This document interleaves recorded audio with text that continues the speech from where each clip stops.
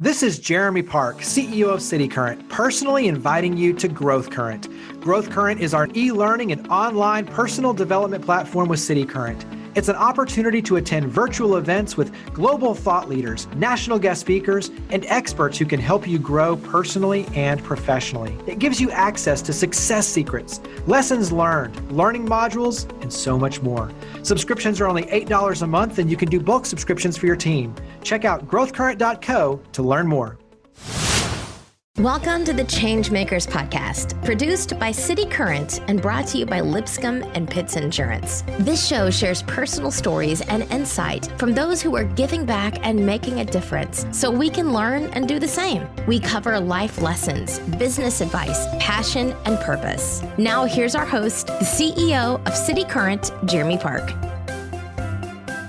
Welcome to the Changemakers Podcast, produced by CityCurrent. I'm your host, Jeremy Park. On this episode, we're diving into someone who's doing so much good fighting food insecurity, especially across Middle Tennessee and beyond. We're joined by Chris Whitney. He's the founder and director of OneGen Away. And Chris, how are you doing, buddy? Man, I'm doing well, Jeremy. How are you doing today? Doing very well. So I love everything you're doing. You're doing so much good. We'll talk all about that on the professional side, but let's start by getting to know you personally. Give us a little bit about just where you grew up and your childhood. Yeah, so I grew up in Normandy, Missouri, a suburb of St. Louis, close to North St. Louis, which is kind of what you would call the hood, the rough neighborhood of where in St. Louis. And people will relate to location when we lived right next door to Ferguson, Missouri, which were the riots back in the day. And my wife and I's first date was in Ferguson. And so I lived in St. Louis my whole life until I moved to Franklin, Tennessee 17 years ago. So I spent 40 years, a little over 40 years, 42 years in St. Louis in that area. So I grew up in a what you would call a middle-class home, probably a lower middle-class community. My schools that I went to, especially junior high and high school back in the day, were predominantly African-American. So I have a lot of opinions about, racial issues because I grew up in that midst. And so when people, when Ferguson happened, so many people were surprised. And I was like, it wasn't a matter of if, it was just a matter of when, and when happened with the Michael Brown situation. So my father was an alcoholic. So I grew up in kind of a dysfunctional, what we call a dysfunctional home in a sense, and so it was definitely a different kind of upbringing from most people. I had 3 younger brothers. And so when I was about 13, I kind of became the man of the house, and changes how your childhood is lived and how you live out. Our grandparents on my mom's side basically supported us tremendously during those times. And my dad died at 52 of throat cancer. And as you know, I had throat cancer at the same age, which is really, and so did my brother. So it's kind of a real genetic weird thing. And so that was kind of my upbringing, and my raising was basically, I can remember living. It's funny, you look back and I can remember where we lived, and across the street there were some woods, and then where I went to grade school was what I called like a really nice neighborhood, and the homes were probably, now I look back on it, we're probably about 1,800 square feet.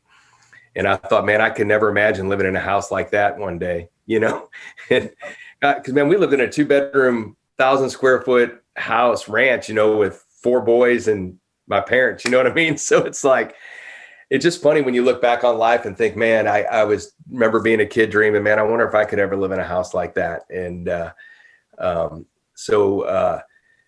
I went through school. I got my high school diploma, and never had another hour of education after that. So it's always been one of those things in life where you look at and go, I used to be really ashamed about that and really embarrassed about it, because college is such a critical thing in people's lives. But man, it was just, I couldn't wait to get out of the house. So as soon as I graduated high school, I left home, and I wanted to get out of the dysfunction. What was it like, though, for you as the oldest in terms of your relationship with your dad? Was that, and obviously with him and fighting alcoholism, were there fights? Was it easy? Was it okay? What was that like? No, we had a lot of fights. I mean, I had left home a couple times, and just because I I had a really, really, really bad temper. I mean, like a violent, I had one time had my brother on the floor choking him. If they wouldn't have pulled me off, I probably wouldn't have stopped, kind of thing. So obviously I was exposed to alcohol at an extremely young age. And my dad used to have a kegger in the basement, and so they didn't want to walk downstairs. So we would walk down as kids and pour everybody's beer. Well, you know what happens when that happens? You're 7, 8 years old and you're you're beyond experimenting now. You've already got the taste for alcohol. And so I was just a young, 18 years old, partying like crazy, man. We always had parties and drinking, and I did not have a good relationship with my dad. So I couldn't wait to get away from him and get out of that situation. And, most people would think college would have been an option. I was a smart student. I was in advanced AP classes, who's who among American high school students and all those things. But man, I didn't have any direction. You know what I mean? I just had the only direction I knew is I just wanted out, however that was. I wanted out, but yet I didn't have the courage to leave the city I was in, which is really weird as I look back on that. You know what I mean? I just didn't want to leave all my friends were there. So my friends were like my family. And and God bless my mom. She went through so much, man, raising 4 boys with no alimony, no real support. My dad just didn't work. He just drank himself into oblivion, and he got remarried. And so I really didn't have any contact with my dad until after I got married. And shortly after I got married, my wife and I became Christians. I was raised Catholic, but I didn't go to church. I was C&E at best, Christmas and Easter, if that. My wife was devout Catholic, raised in Mississippi. So she moves from Mississippi to St. Louis, Missouri, and we met through a construction company. Really interesting story. She had never driven on an interstate highway till she was 20 years old, which is really wild. I'm like, how does that happen? She's from Greenville, Mississippi, and in the Delta. And I'm like, wow, that's weird. And we joke about the first time I called her was like 9:00 one night. And she had gotten her brother a job. So she was living with her brother and sister-in-law. He was a carpenter. So she got him a union carpenter job paying twice as much or more than what he's making in Mississippi, And I remember calling and they said she was in bed at 9:00. And I went, I'm just getting ready to go out, man. I'm like, what the heck's up with, I'm like, what? How weird is that? But anyway, we ended up talking and we started dating, and we were engaged in 6 months and married 6 months later. And that's a little over 34 years ago now that we've been married. And it's been quite a journey. It's been quite a journey for us as a couple. And I was in the construction business. I actually got out of high school and sold women's shoes at a place called Connie Shoes. It was wool shoe company, brown shoe company. So some of our listeners may remember them. They were a national based out of St. Louis. And that's what I did. And I was really good, became an assistant manager. And Darren, what's so funny is I remember being like 19 years old and they asked me about maybe starting a store in Tennessee. And I thought, I am not leaving St. Louis. This is where all my friends are, it wasn't. And so I didn't. And then I got in the construction business, and that's where I worked with a guy that were what people would call born again believers. I hate that terminology. I don't know. Anyway, that's a whole nother story. But so a guy he just wore me out. So when I was 21, I prayed with him one time on a job site just so he would shut up and leave me alone, literally. And they just kept living my life, man, partying, but he left me alone because I knew the vernacular. I was around enough people. I knew the language. So I just faked my way through it, built churches and all this crazy stuff. And my wife and I got married, bought our first house. And so she worked for a construction company as a secretary, and I was a drywall finisher. And I was good at it, and we made a decent income. And but I was always restless, knew there had to be more. And so we became Christians, and then that's when I went. After that, I really felt convicted I needed to try to make things right with my dad, and I actually did live with him for a while. When I was 19, 20, I just needed someplace to stay, so I just kind of stayed there and just avoided him. You know what I mean? Did my job, went to work, just didn't talk to him or my stepmom. And but when I became a Christian. This is a cool story. And I was actually with my dad one night, and I had to call an ambulance, and he had cancer really bad at that time. And it was just a matter of time. And he actually died in the ambulance, and I really prayed that he wouldn't die. And they were able to bring him back. And I really felt like I wasn't going to be the one that was going to really, what we call, pray with him to receive Christ, to really, but I thought my pastor would. So my brother and I took my pastor down to a hospice center. And 2 days before he died, he got to pray with him. But before that, I went to a hospital one day, and I told my wife, I said, I'm going to go talk to my dad, and I want to make things right to the best of my ability. So I walked into a room. My stepmom wasn't there. It was a perfect situation. I walked in and I said, Dad, I said,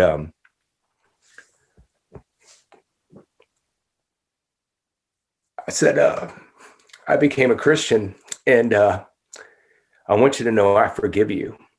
And I said, I want you to forgive me as a son, because I wasn't the son I should have been.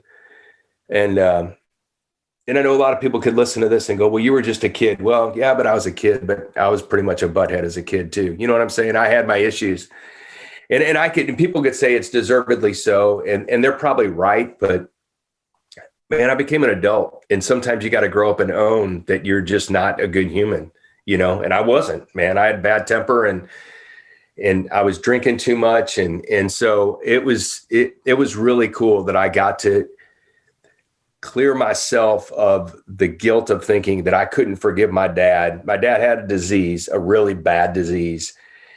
And we had some good times together, but throughout my life, we had a strained relationship, man. I mean, I played a lot of sports, and he coached me a lot, and I'd win most valuable player, except the only no vote was my father, which was just, really weird, and if I got straight A's, it was never good enough. Why weren't they straight A pluses? You always felt like there was more, which you realize as you get older, that really warps who you are and your sense of identity. So I struggled with identity issues probably, most of my adult life.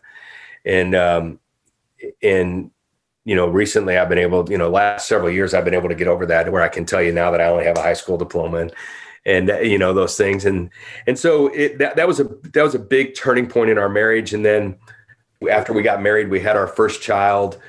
We got married in 88, and she was born in 90. And then we got pregnant again in 92. And through a series of events, we found out that the child we were carrying had spina bifida, and it was one of the worst cases they'd ever seen. So and which we don't have the time to go through all that story. It's a whole nother story that could take up a whole podcast, an amazing story. But anyway, she was born, and they told us she would never walk and be paralyzed for life and have no control of bowel or bladder functions. And I was in the construction business, and I probably made $16,000 that year, because it was just a really bad year. Construction's seasonal, and we had really bad weather, and it was just a really tough time economically. And our insurance premium was over half our income, but I had to pay my insurance because I got a child. You know what I mean? So Sarah was born, and she was moving her legs, and she's now 30 years old and walks. And it's an amazing, miraculous story, which we can't go into all the details, but just to give you a little background. So we ended up going bankrupt and lost everything we owned. We lost the first home we bought. And for about 6 months, Elaine was in a food line, and it was a real humbling experience. And then I changed careers and got in the insurance business and became extremely successful in the insurance business. And we got really involved in our church and became youth leaders. And I felt like I could relate to teenagers because of the weirdness of my life. You know what I mean? That I could maybe give something back, walk them through, the struggles of being a kid and parents. And we ended up leading mission trips overseas. And man, I didn't see the ocean till I was 31 years old for the first time, the Gulf of Mexico. I went to Orange Beach. I went to Gulf Shores, Alabama with some friends. And it's the first time I ever saw the ocean. I want to go back. Give me one good memory with you and your family. So your father, your mother, give me one good memory that stands out. Really cool. We got to go on a big trip, biggest trip we ever did. We took 3 weeks and with a pop top camper and went to Colorado Springs, Jackson Hole, Wyoming, and went up and saw some friends they had in Montana, and got to go to Calgary and see the Tetons. And that was probably one of the coolest things, one of the coolest memories that I had as a family was doing that. It was really amazing. I mean, seeing the Tetons breathtaking in and of itself, Absolutely. Yeah. So you've kind of carried the story full circle in terms of where you are a little bit with starting One Generation Away, but go ahead and talk about starting One Generation Away, because that carries forward with you talking about just, understanding what it's like to stand in a line for food and dignity around just where you are in that moment, but being able to offer support. Talk about One Generation Away. Yeah. So we moved to Franklin to start a church. Was our we didn't know a soul. We had no financial support, and we came here and started a church. So people are on this podcast going, this guy really is not that bright. It really sounds, he's really not that bright. And so that's what we did. And I had an insurance business, so I would travel back and forth to St. Louis to keep funding our starting our church. And then I was just praying one day, and God dropped this phrase in my heart, One Generation Away. So I reserved a domain name, which is funny because I remember the days of pagers and trying to find a payphone. And, you know what I mean? And I had one of the first bag phones. And I remember telling Elaine, don't ever use this phone unless your life depends on it. It's $5 a minute. I remember the first bag phone I had. It was crazy. And I was in the insurance business. So we left a church that all of our kids were born in. It was a 4,000 member church. We were youth leaders. We led mission trips overseas with teenagers. I mean, we did it all there. And so we came here to a land we know not of. So he drops that phrase in my heart. And I remember back when my oldest daughter was watching a special on Dr. King when she's about 9, and she's crying and looks up to me and says, Dad, why are they spraying the brown people? And I felt like God was saying that we're a generation away from eliminating racism, which I know is a crazy thing to say in this world. But for the millennial generation and beyond, they see color, but not as a barrier. And they embrace different color. And I feel like we really have some hope with a generation that will end this nonsense of because we have a different skin color that we're separated for some reason. And I know it goes much deeper than that, but I believe that's where it starts. And so we, and then, we were so small of a church, 20 people, and you're getting 30,000 pounds of food, which we'll go into in a minute, dropped in a parking lot. So I needed some help. So I called some pastor friends, and they sent some of their church members together. And I thought, man, we're like a generation away from eliminating denominationalisms, not denominations. But where we quit being separated by the name on our building, where we could literally come together and serve our communities like we should. And then Miss Rena happened. And Miss Rena was a sweet African-American woman. We would do commodities. One of the first things we did as a church, we helped with commodities. So there's government agencies around the country that gets food from the government, and they'll feed the elderly, so that's what we would do. We'd walk out to their car. I was bagging groceries, walking out to their cars. And I figured I'm in a public parking lot. So I would just always ask them, hey, is there something I can pray with you about? Because I know there's a bigger need. You know what I mean? There's always a bigger issue in someone's life. And I feel like that's it's just such an easy question to ask. I'm not pushing any agenda. I just want to help and be a part of a solution if there's a need that we can meet. And not knowing that God was building a model. So Miss Rena would sign in volunteers. So one day she's in our food line, and she said, Pastor Chris, thank you so much. And I go, Miss Rena, you're welcome. She goes, no, really, thank you. I go, Miss Rena, this is just what we do. And she goes, you just don't understand. She goes, now I can buy my medicine. And I'm like, I'm in the 7th to 10th wealthiest county in the United States of America, standing with a woman that you would never know. She always dressed to the nines, just beautiful, a widow. And she's making a decision between buying food and medicine in the United States. And I'm like, what? I mean, you probably could have touched me and I would have fell over. Like, I was just so in shock. And I'm thinking, man, if that's happening here in such a wealthy county, what's going on where I grew up in Normandy and Ferguson and Greenville, Mississippi, where my wife's from? I mean, and I'm like, my God, man, this is a big deal. Food's a big deal, I mean, let alone we were in a food line for a period of time, but, and so we really, I mean, Jeremy, the thing for us was, it's hard to ask for something. It's hard to admit, hey, I have a need. I can't meet it right now. And I don't feel like we make that easy in our society to make that, for people to ask. Yeah. You know what I mean? And so our big thing is, how do we bring dignity and honor to a segment of our society that has lost it? And one of our board members said it this way. I wish I could talk like this. I don't know. It just never comes out that way. But she just said, it's like we ask people to prove they're sufficiently deficient to need help. How degrading is that? And it's true if you think about it. Prove to me, you need to prove to me you're poor enough to where I can think about helping you. It's like, wow. Well, as a society, we're so worried about fraud that we lose sight of, just like you're saying, the dignity of, hey, look, if they're willing to show up in a food line and wait their turn, obviously they're dealing with a lot. And to try to force them to unpack that, versus just saying, hey, look, you're here. We love you. We appreciate you. Let's work together. Two polar opposites in terms of what it portrays non-verbally in terms of, just the actions of it. So it's a big difference. And sadly, we live in a world where everything is around, protecting against fraud. But the reality is you put people through the ringer who need real help. Yeah. And I'm not, and I want to make sure I'm clear about this. I understand that. I mean, I believe there are some things where you have to vet. This is food, man. I'm instead of people throwing away food, we're rescuing it. I'm paying labor and gas to get the food, but it's just food. And if we're really if we really, really, really want to help people get out of a cycle, you have to give them dignity and honor first. Without that, you have nothing. Because believe me, I lived that, man. Hey, I'm in the insurance business. I don't have a college degree. I'm not even supposed to have this job. You know what I mean?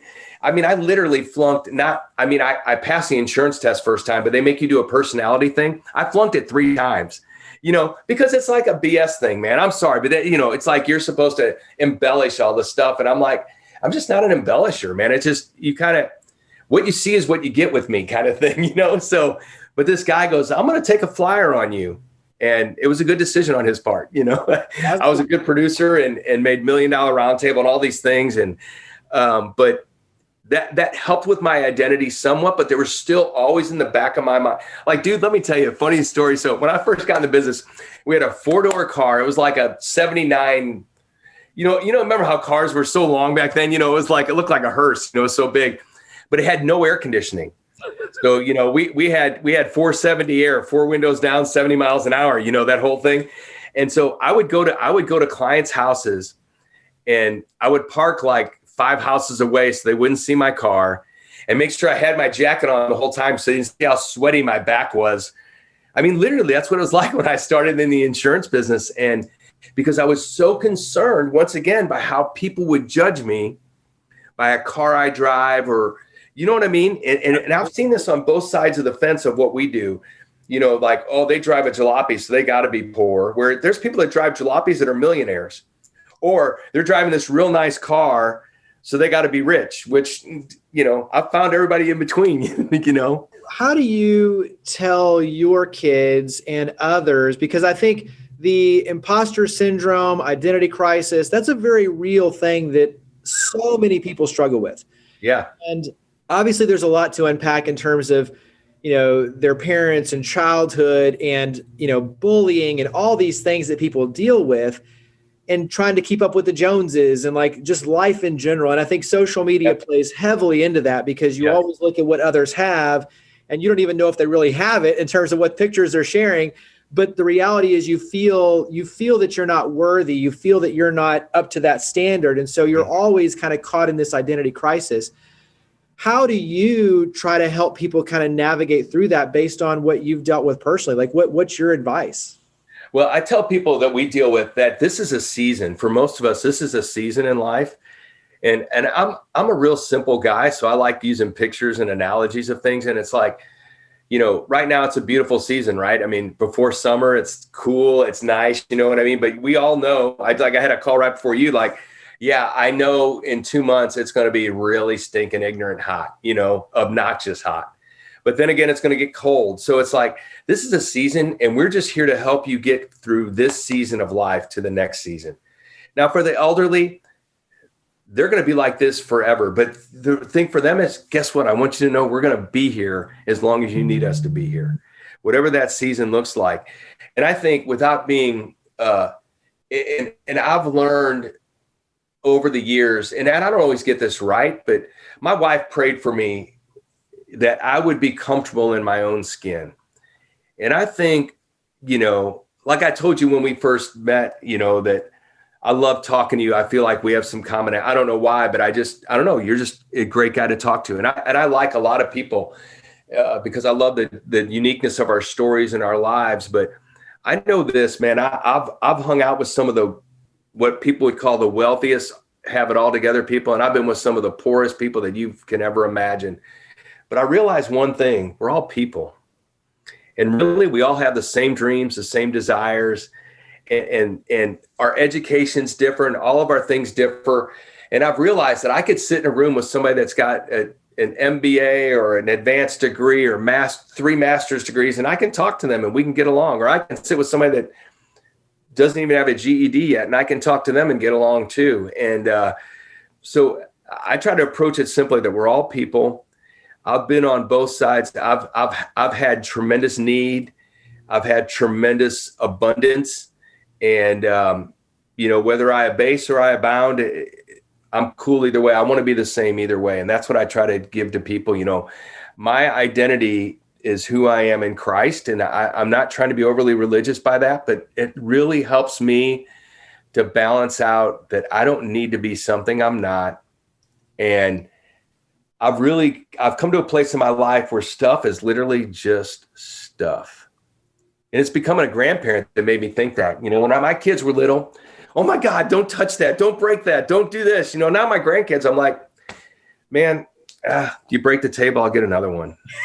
You know what? You draw on the wall, I'll paint it. Right. You know what I mean? What was a big deal just isn't a big deal anymore. They're who they are as a human is far more than me losing my mind over you marked on the table. Right. Your perspective changes. But I also think it goes back to a few things. One is, you and I were talking before we hit record on this, but how, when you start talking about your story and who you are and the things that you've experienced, in many cases, it seems like far-fetched or like a movie or it's radical. And yet you realize the more radical it is, the more normal it is because everyone's dealing with all sorts of things.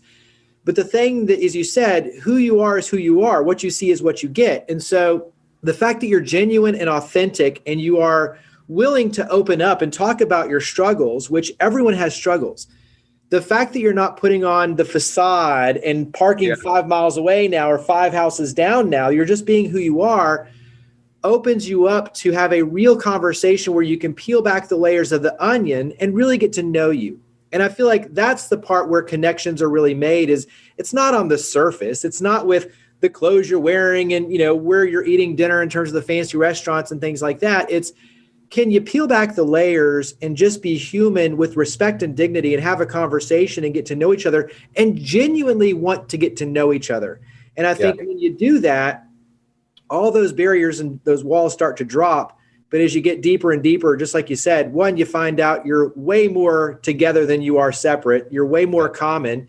And at the same time, that's where you really find the heart and soul of what makes someone tick. And that's where the love kicks in. And so I feel like, that to me is a big part then of dealing with the identity crisis is just being willing to open up and find others who are opening up and have that real connection.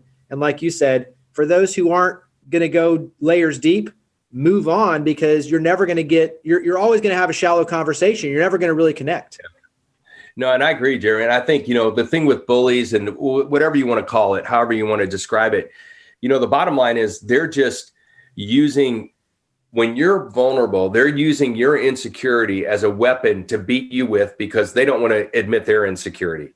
Right. So to me, you just got to understand that if we can convince our young people more and more that the people that are bullying you have probably more insecurity than you do, they're not mature enough, grown up enough, however simplistic we can make that, to be on a level you're at that you're willing to share your insecurity and your vulnerability. And really, if we can get that, and what concerns me is as adults, we can't do that. And so how do we expect our kids to learn it? As adults, we've got to quit using someone else's weakness to justify, well, I'm not as bad as they are. That's the biggest bunch of crap we're feeding people anywhere. Like, well, I'm not, you're worse than I am. You know what? We're all a hot mess, man. I mean, if we can't admit we're all broken and screwed up, it's okay, isn't it? I mean, we all are. We're all broken and screwed up. We all got issues. Your issues are different than mine. But we have to open up. we all just got some issues, man. And I know I drive some. I know there's probably people that think, man, I just don't ever want to talk to that guy again. And I'm sorry they feel that way. I mean, I'm not intentional, but I know there are some people that I probably get on their nerves or whatever. But I'm not trying to intentionally be that way. But I'm learning more and more that the more I can be vulnerable, the better opportunity I'm really going to, like you said, to have a good conversation. And I've got stories. I mean, I could tell you a million stories, of people that, it's funny, when before COVID, we were able to walk with people with a shopping cart full of food, to their car and ask them one simple question, like I told you, is there anything we can pray with you about today? And invariably, man, the people that are pushing the carts, that are the volunteers, their lives are more changed than the person that they're pushing the cart for. Because they come back to me and go, they don't want their kids to get on drugs. They want their kids to go to college. They want and they go, I thought they were so different than I am, but they just want the same things I do. And it's like, yeah, that's the interesting thing about our world we live in. Pretty much everybody is believing for the same thing to happen. We're so siloed and isolated. We've thank God we're building sidewalks again. You know what I mean? So it's like, well, people will get out and walk, or, you got to go in and close your garage door as soon as you get in your house. And, we live in these bubble worlds because we don't want anybody to see what's on the inside. And I'm not saying you invite people into your deepest, darkest secrets, but man, just by sharing your story, it's, I remember one of my favorite stories is a guy was pushing a cart for us. And this guy, goes up and he's got a brand new Escalade, big guy. And the guy told me, he said, I'm instantly thinking in my mind, what is he doing here? So he goes, I just blocked it and just asked him anyway, what kind of prayer? He goes, my boss was killed and he bought me this car. And he said, now I live in it. Wow. Perspective. We make so many assumptions by what we see because we, like you said, we just ask a couple questions, man. It's just, there's always a little more to the story than what you're seeing. And so he said, man, I was so convicted when I walked away from that conversation because I made this judgment. And here's this guy, and he goes, the guy started to cry and he just says, I mean, it's like, wow, what in a parking lot, Yeah. I mean, and I think these stories illustrate it for sure, but what puts a smile on your face when you look at how far One Generation Away has come, the impact you're able to make in these lives? What brings a smile to your face at this point? Wow. That's a great question. I mean, obviously the people we get to serve and the people, two things, the people we serve, the kind, we talked earlier about being taken advantage of. I'd say less than 1% of the people that are in our lives are trying to take advantage of us. And I think that's probably true overall. I mean, we always hear the story on the news, this family got 8 EBT cards. Well, you know what? That's just not the norm. That's just good news to keep us all divided even more. Right. And so the people we serve, their gratitude, I watched a lady the other day, man, just literally weeping because of the food that was in her car. And I'm thinking, my gosh, wow, how humbling to be able to be a solution to that. And I think the other side is being able to expose the people in the kind of worlds you and I live in now that we're quasi successful, whatever that means, you know what I mean? So, but that we're not worried about how do we put groceries on our table or things like that, but that they get to experience this segment of our population and it changes how they see them. And it changes their opinion on the people we serve and how much they're motivated to come back and that they want to bring their children, which they can. We have a children-friendly event. Those are the two things that make me the happiest. But I think I have to say this too, is that the people that watch this or listen to this, I mean, I'll be 60 years old in October, and I wake up every day and can't believe I get to do what I get to do.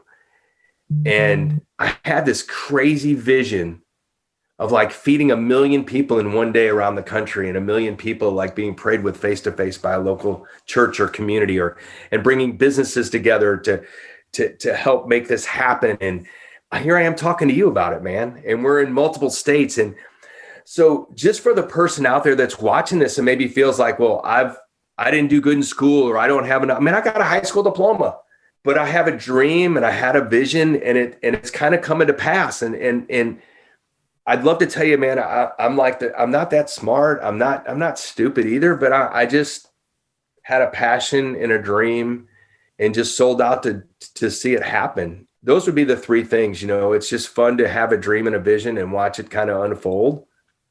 And like I tell people, I'm just kind of one of those people that I'm just dumb enough. I'm just too stupid to know when to quit. So I just don't quit easy. Hey, but the persistence, the purpose, the passion, all of that is what fuels the success and the impact that you're able to create. I asked this, I had a chance to interview for the radio show, but I'm curious, not just for you now, but for your family. How has this adventure changed? Because obviously, like you said, moving away from all of your support network, your family, your friends, everything, to start a church, to be on that mission, and then all of a sudden to go in a whole new direction with One Generation Away. But when you look at over 4 million lives that you've been able to impact, and this larger network that you've created that's breaking down the walls of denomination and different faiths and different skin colors, everyone coming together. How has that changed you personally, but also your family? I mean, I think we always raised our kids with never saying, we never wanted our kids to say the word can't, they couldn't do something.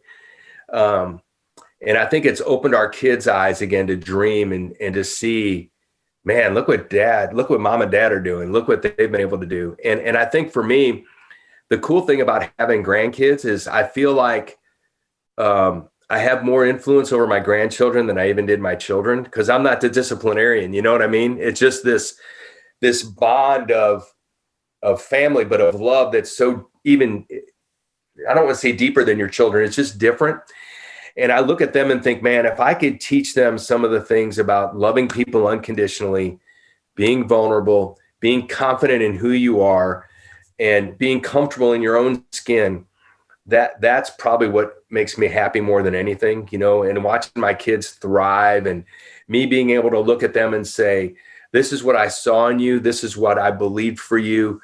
And, and now talking about, hey, we've got, now it's like almost like a family business thing. How can we be a part of this going on, Dad, when you step away and that kind of things. I mean, that's a lot of fun, man. That's pretty cool, and thinking about how do we get, Jeremy, the cool thing is we get to do, hopefully I get to do this around the country where I can get other families and other people engaged, where they do the same, they become a part of this. And at that point, in some sense, it would be naive to say this isn't like your dream.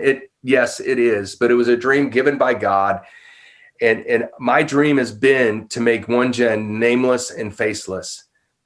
And what I mean by that, it doesn't become about Chris and Elaine Whitney anymore. It just becomes, hey, that's Jeremy, or that's Chris, or that's Lauren, or Sarah, or Bob, or Bill. You know what I mean? It's about whoever that person is at the moment. And that this thing literally becomes a movement. And it's not about, the corporations that sponsor us and the people, the companies that engage with us and the benefit it is for them, the businesses that come to us. And it's like the perfect team building thing. And it gives businesses access to a segment of our population that they don't come in contact with normally. And it exposes their people. And so now that company becomes a part of the fabric of our community, which is the beauty of it. I mean, our whole community, not just their clientele, but they become the fabric of the whole community. And I think about that and go, how cool would that be if we could literally do this around the country, that our business community, our churches, our Girl Scouts and boy and soccer teams were all just came together on a Saturday morning with nothing in mind other than to serve our neighbors in need. I know this seems Pollyanna, but it's not. I'm watching it happen. Yeah, so it's not Pollyanna. It can happen. Yeah, and that'll change who we are as a country. In actions, I mean, seeing you in action and seeing the actions play out, you want to be a part of that, because it's not just you talking about it. When you see it in action and you see the impact and you see the connectivity and the community coming together, you want to be a part of that. It's that gravitational, that heartstring pull. What advice do you give? Because as you said, for your children stepping in and being a part of this, what advice do you give them? In the same token, when you look at other states, other cities who want to start building the infrastructure to have One Generation Away to be a part of that, what advice do you give them and your family to continue building this, to create this with you? So there's one word. I heard a guy speak at a thing, and this will show you the other side of me that's pretty much like an arrogant jerk sometimes. And, and I'm learning, people always ask me what to pray for. I say, pray I keep the train on the tracks and pray I don't get into pride. So I heard this guy speak, and he said something. He goes, consistency trumps commitment. And when he first said it, I went, that's a bunch of bull, man. Commitment's everything. Then I came home and thought about it and started stewing on it. And I went, dang, that's really good. So I kind of wrote this. I wrote a book called The Dirty Church. And so I wrote this thing out about OneGen, after you have to humble yourself and go, man, sometimes I'm just so cocky and stupid. Like I think I got it all figured out, but I wrote this down, and this is what I encourage communities and my kids is, so commitment is a big deal. I mean, you have to be committed, but commitment leads to consistency, which leads to credibility, which leads to an open heart to receive, which leads to impact. So what you do with your life, if it's going to be impactful, it's not a microwave, it's not a drive-through. It's based on consistency. You must consistently show up. Then you earn the credibility and the right when you ask a question that you're going to get the vulnerability. You're going to be able to be vulnerable, and they're going to be vulnerable with you because you keep showing up no matter what. If you have a low turnout, if something goes wrong, it doesn't mean this isn't the place to be. It means we're going to keep coming back until we're for sure this isn't the place we're supposed to be. Because everybody's skeptical. Just to be honest, it's like, just say it. It's like, we're not trying to be the great white hope or the great hope of anything. Where we show up when it's convenient for us, and then we may not come back, or we want to be out of here before dark, or whatever the stupid thing is we're going to say. We show up rain. We've done them in the rain, the snow, whatever it is, man. As long as there's not ice and somebody's going to fall and get hurt, we're going to do it. People are hungry when it rains. So people ask me, what are you going to do when it gets rains? I said, we're going to get wet. Because we're outside. We're going to get wet. We're not going to melt. We're going to get wet. But I believe that consistency gives us so much credibility in our communities and for our businesses and for our churches and for our kids and our soccer teams. We're not just bringing the soccer teams and the Girl Scouts and Boy Scouts because it's cute. I want them to come so they're raised with this notion that I can impact my community. I can do something where I'm going to be a difference maker in someone else's life. That's why we bring our kids. That's why we bring our employees, that it's more than, hey, the profit's great, you're getting a paycheck, but we are an impact on our community. We're changing the neighborhood we live in. We're changing the city we live in. And that's what I encourage them is, when we come, I'm not asking you for a 1-year commitment. I'm asking you for like a 5-year commitment to say, you earnestly want to build something, and it's not going to happen overnight, and you're not going to be famous, and you're not going to be anything. It's just, nobody's going to really know what you're even doing. You know what I mean? Now, someday they will, and that's okay, but that's not why we do this. We're doing this to meet the needs of our community. And I feel like if we can do that around the country, then we will see some serious change in our nation, not because of what a political party did or didn't do, because to me, it's out of there. It's not about them. It's about us. And how do we make the change happen? You can't ask for the government not to do something if you're not willing to fill that vacuum. First thing you learn in leadership, right? You tell people, don't come to me with a problem if you do not have a solution, right? Isn't that it? So we can't say, well, the government shouldn't do this, but then not have a solution for it. To me, what you say when you say that is, you understand when you say that, you're saying, I'm willing to bear the responsibility for filling that void. So that's what I believe. And so that's what I want people, when we come to them, understand what I'm asking them of is to say, hey, I don't want food stamps. That's cool. Well, if you don't, that means you got to go rescue food from grocery stores. You got to get it to the people in need. So it's going to take time. It's going to take energy. It's not going to be convenient ever. It's going to be hot, cold, wet, rainy. Not everybody's going to be nice to you. Not, you know what I mean? Most people are, but not all the time. So that's the thing, that consistency, that credibility, that we earn the right to be able to engage in someone's life on a deeper level. And then, the cool thing is then we get to bring other resources. We can bring medical, and we can bring financial counseling and aid to a food distribution. And now we get to expose this community that we're getting to know. We get to expose them to things that we take for granted. And then we give them a real opportunity to get a leg up and an opportunity to get out of the cycle they're in.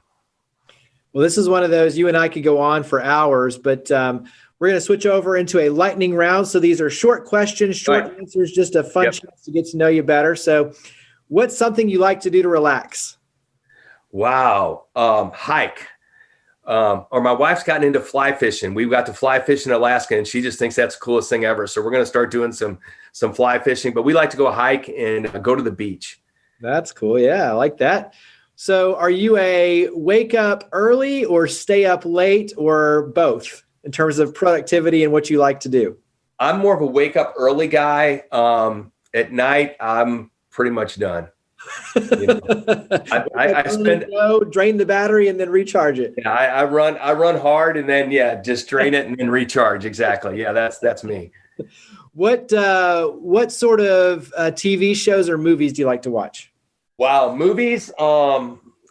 Favorites would be Godfather, Gladiator. Love the Marvel movies. So my wife's a little more on the other side of chick flicky, so I try to succumb to that every now and then, But TV is, not many TV shows. I just don't think TV's that great anymore. I'd rather do movies, So what's a recent book you've read? Ooh, man, I'm getting ready to read one, Traction. I haven't read that. I haven't finished it yet. I read my Bible every day. That's a big deal to me. And that's another story, but I didn't always do that, even though I pastored, but now I do that to feed me. So it's one of my favorite books, but I just read one I read a really cool book recently called The Ruthless Elimination of Hurry by John Mark Comer.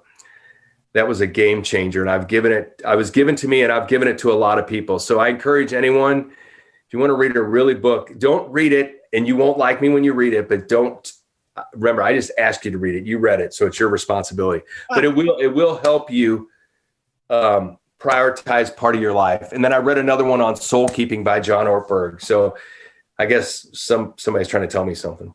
Hey, well, this is where I pick up a lot of good tips on books too. So that's good. I like that. Where is a favorite vacation spot? Our go-to spot has been in the down in Alabama, Florida, in that area, Orange Beach, Destin, Gulf Shores, that area. I've been going there for 27 years now, 27 years now. That's kind of our go-to. We like Mexico a lot too, Cancun. We're starting to go there more, but it's 6.5 hour drive. So we can get to that beach a little bit easier that way. Yeah, I agree. What's either a kind of a fun routine, something special that you do with your wife?